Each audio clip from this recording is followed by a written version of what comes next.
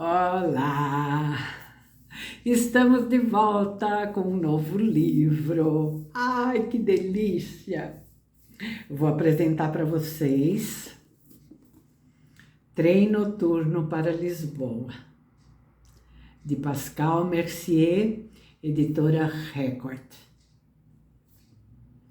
Eu vou ler, antes de qualquer coisa, esse comentáriozinho que eles colocaram aqui na capa, que é da escritora Isabel Allende, sobre o livro. Um deleite para a alma, um dos melhores livros que li nos últimos tempos. E aqui atrás tem dois comentários também, um do jornal italiano Il Diario, que diz: tão emocionante como A Sombra do Vento, de Carlos Luiz Zafón. Eu não li esse livro, não sei o comparativo que eles fazem aqui. E o Le Monde, um relato impressionante e minucioso sobre, mais do que a busca de uma identidade, a busca da essência da alma. Eu vou ler a orelha, que é vamos dizer assim, um resuminho, né? Um comentário sobre a obra. Esse livro foi escrito em 2004 e essa edição que eu tenho da Record é de 2010. Vou ler aqui então a orelha do livro. Raymond Gregorius é um homem culto, professor de línguas clássicas. Um dia se levanta durante uma aula e sai da sala. Assustado com a súbita consciência do tempo que se esvai, deixa para trás sua rotina bem organizada e pega o trem noturno para Lisboa. Na bagagem leva um livro do português Amadeu de Prado, que caiu em suas mãos por acaso e que tece reflexões sobre as múltiplas experiências da vida, solidão, finitude e morte, amizade, amor e lealdade. Fascinado pelo livro, Gregorius tenta compreender o misterioso escritor. Ao longo das investigações que o levam a atravessar Lisboa, ele encontra pessoas que conheceram Prado e que lhe contam detalhes sobre ele. Passo a passo, constrói a imagem de um médico e poeta admirável, que lutou contra a ditadura de Salazar. Tornou-se médico com o propósito de ajudar os pobres e gozou de uma enorme popularidade em seu bairro, até salvar a vida de um odiado oficial da polícia secreta. Depois disso, as mesmas pessoas que o haviam venerado passaram a evitá-lo. Na tentativa de se redimir, trabalhou para a oposição clandestina. Gregorius se descobre a antítese de Prado, que foi um homem inquieto, capaz de desafiar os pontos de vista ortodoxos. Agora, através de sua influência póstuma, o prudente professor é impulsionado a mudar.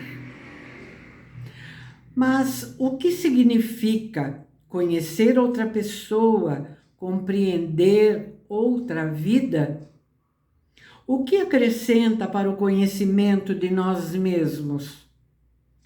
É possível fugir da rotina? Este romance é a epopeia multifacetada de uma viagem através da Europa e do nosso pensar e sentir. Gostaram da proposta?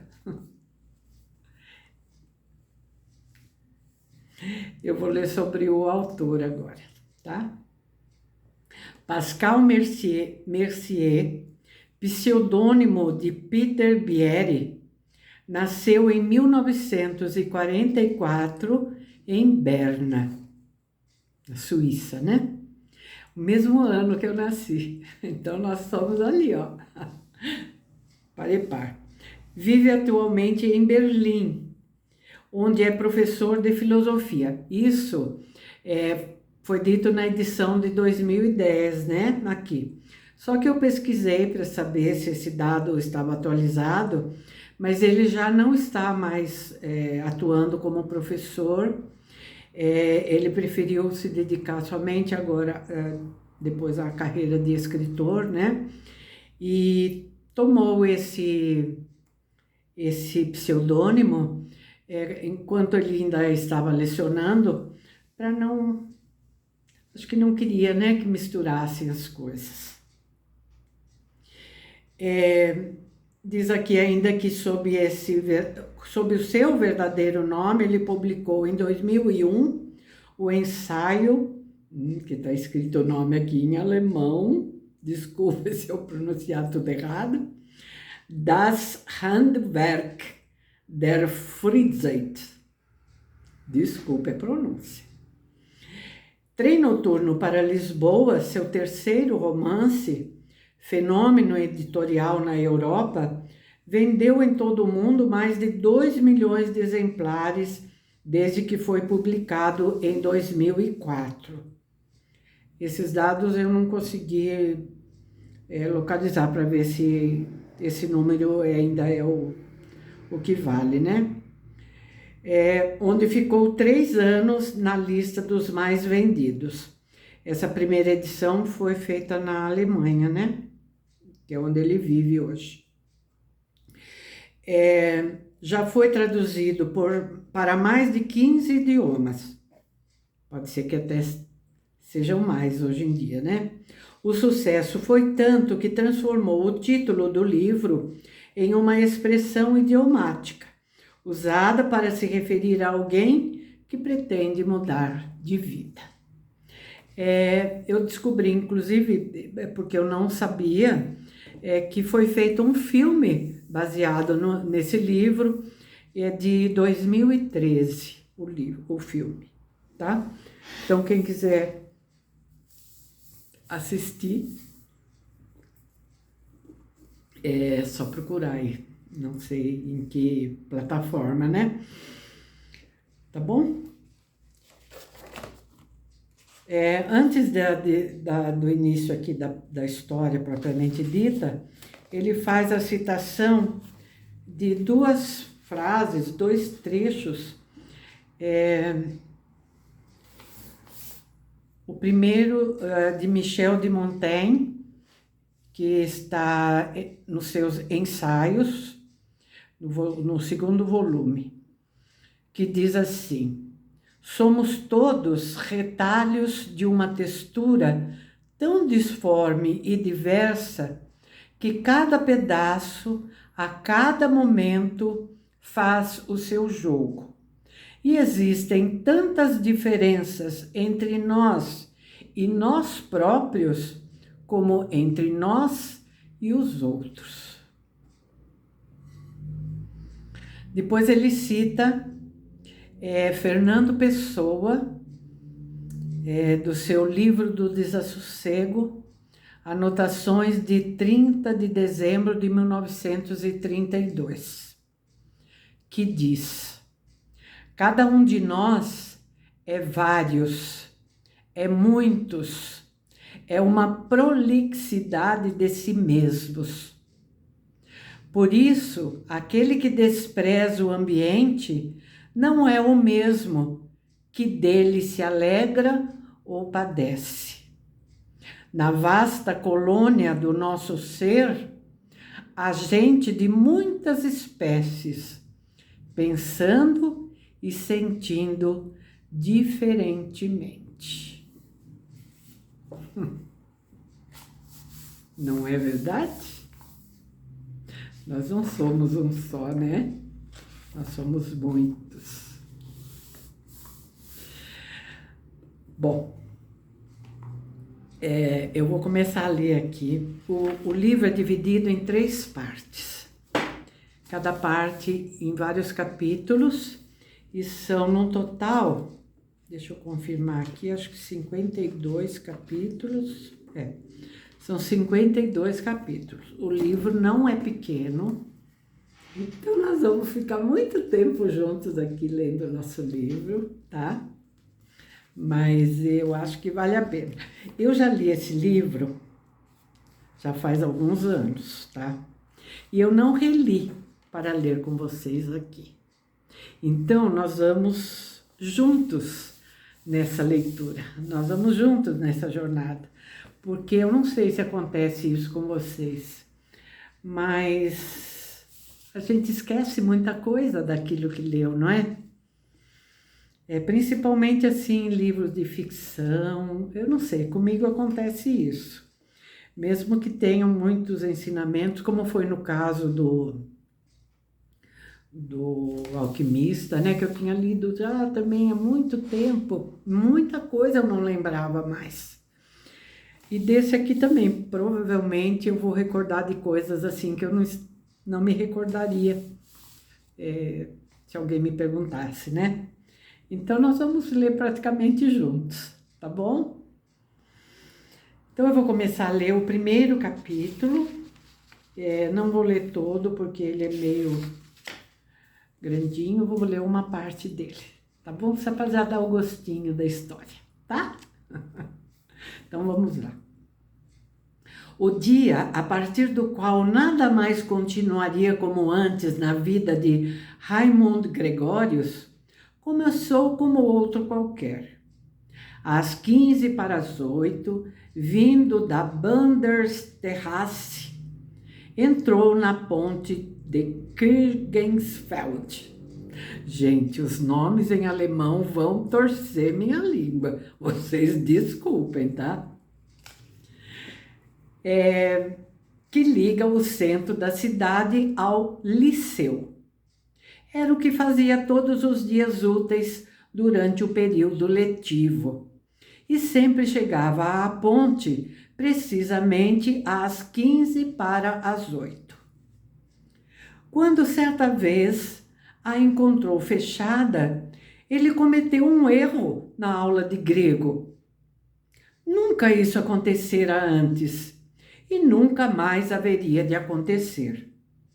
A escola inteira só falou desse lapso durante dias e dias. Quanto mais durava a discussão, maior era o número dos que se convenciam de que aquilo fora fruto de um erro acústico. Finalmente, essa versão acabou se impondo também entre os alunos que haviam testemunhado o erro. Era simplesmente impensável que Mundus, como ele era conhecido, pudesse cometer um erro em grego, latim e hebraico. Gregórius olhou em frente para as torres esguias do Museu Histórico da cidade de Berna, para cima, onde ficava a montanha, e para baixo, para o rio Aar, com suas águas verdes como as geleiras. Um vento forte empurrou as nuvens baixas e virou o seu guarda-chuva do avesso, enquanto a chuva lhe dava chicotadas no rosto. Foi então que ele notou a mulher no meio da ponte. Tinha apoiado os cotovelos no parapeito e, sob a chuva torrencial, lia algo que parecia ser uma carta. Tinha que segurar o papel com as 2 mãos. Quando Gregórius se aproximou, ela amassou o papel subitamente, transformando-o numa bola que atirou para longe com um movimento brusco. Sem querer, Gregórios acelerara o passo e estava agora a poucos metros de distância dela. Viu a fúria estampada em seu rosto pálido e molhado de chuva. Não era uma fúria capaz de ser descarregada com palavras ruidosas para depois evaporar. Era uma fúria surda, interiorizada, que já devia estar ardendo dentro dela havia muito tempo. Agora a mulher se apoiava com os braços esticados no parapeito, enquanto os pés deslizavam para fora dos sapatos. Ela vai saltar! Gregórios entregou o guarda-chuva a uma lufada de vento que o carregou para longe da ponte. Deixou cair a pasta cheia de cadernos escolares no chão e soltou uma série de impropérios ruidosos que não faziam parte do seu vocabulário habitual. A pasta se abriu e os cadernos se esparramaram pelo asfalto molhado. A mulher virou-se. Por instantes, assistiu imóvel, como os cadernos iam escurecendo, encharcados. Em seguida, tirou uma caneta do bolso do sobretudo. Avançou 2 passos, inclinou-se até Gregórios e escreveu-lhe uma sequência de números na testa. Perdão, disse ela, num francês ofegante e com sotaque estrangeiro. Mas eu não posso esquecer esse número de telefone e estou sem papel. Em seguida, olhou para as próprias mãos como se as visse pela primeira vez. Na verdade, eu também poderia, e começou a escrever o número na palma da mão, enquanto seu olhar passeava entre a testa de Gregórios e a sua mão. Eu não queria guardá-lo, queria esquecer tudo, mas quando vi a carta caindo, senti que precisava guardá-lo. A chuva nas grossas lentes turvava a visão de Gregórios, enquanto ele tateava desajeitado, tentando recolher os cadernos molhados. Novamente, pareceu-lhe que a ponta da caneta estava passeando pela sua testa. Mas logo percebeu que agora eram os dedos da mulher que tentavam apagar os números com um lenço. É muita ousadia da minha parte, eu sei. E ela começou a ajudar Gregórios a recolher os cadernos. Ele tocou na sua mão e roçou no seu joelho. E quando ambos tentaram recolher o último caderno, suas cabeças bateram uma na outra. Muito obrigado, disse ele, quando já estavam em pé, um diante do outro, apontando para a sua cabeça. Doeu? Com ar ausente e o olhar baixo, ela negou com a cabeça. A chuva caía-lhe no cabelo e escorria pelo seu rosto. Posso caminhar com você um pouco? Claro, gaguejou Gregórios. Atravessaram a ponte em silêncio e seguiram rumo ao liceu. Gregórios calculou que já passava das 8 horas e que a primeira aula já devia ter começado. O que ela quisera dizer com um pouco. A mulher se adaptara ao seu ritmo e trotava a seu lado, como se pretendesse continuar assim o dia inteiro. Ela levantara a larga gola do sobretudo, de modo que Gregório só podia ver o perfil de sua testa de lado. Preciso entrar ali, no liceu, disse ele parando de andar. Sou professor. Posso acompanhá-lo? Perguntou ela baixinho. Gregório hesitou e passou a manga pelas lentes molhadas. Pelo menos lá estaremos no seco, disse finalmente. Subiram os degraus. Gregório segurou a porta para deixá-la passar e eles adentraram o saguão, que parecia especialmente vazio e silencioso depois que as aulas tinham começado. Os seus sobretudos pingavam. Espere aqui um instante, pediu Gregório, e foi até o toalete buscar uma toalha. Em frente ao espelho, secou os óculos e o rosto. Os números na sua testa continuavam nítidos. Molhou uma ponta da toalha na água quente e já ia começando a esfregar quando parou, no meio do movimento. Esse foi o exato momento que decidiu tudo. Pensou algumas horas mais tarde, ao recordar o que havia acontecido. Pois naquele momento, de repente, ele se deu conta de que, no fundo, não queria apagar as marcas do seu encontro com a mulher misteriosa. Imaginou-se então enfrentando a turma com um número de telefone rabiscado na testa. Logo ele, Mundus, a pessoa mais confiável e previsível daquele liceu, e possivelmente de toda a história da instituição. Ele, com mais de 30 anos em atividade, sem jamais ter dado um único mau passo no exercício da profissão, um verdadeiro pilar da instituição, talvez um pouco enfadonho, porém respeitado e temido até ali do outro lado, na faculdade, devido aos seus incríveis conhecimentos das línguas antigas, carinhosamente ironizado pelos alunos que, ano após ano, tentavam pô-lo à prova, ligando para ele no meio da noite e fazendo perguntas sobre um trecho complicado de um texto antigo, recebendo sempre uma informação tão seca quanto exaustiva, que incluía um comentário crítico sobre outras interpretações possíveis. E tudo exposto com uma lógica e uma calma que não deixavam transparecer nenhum vestígio de irritação por ter sido incomodado no meio da noite.